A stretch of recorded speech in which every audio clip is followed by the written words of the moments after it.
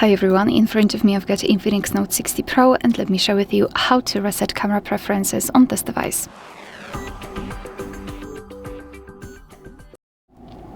So let's begin with opening the camera app. Currently we are in the standard photo mode, but it doesn't really matter because we will open general settings. I also hope that you can see the grid line, or actually the leveler.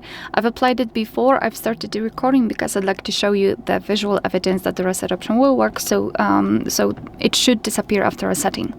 And all we need to do now is to simply swipe our finger from the bottom to the center, just like that, to open more options, and here go to settings.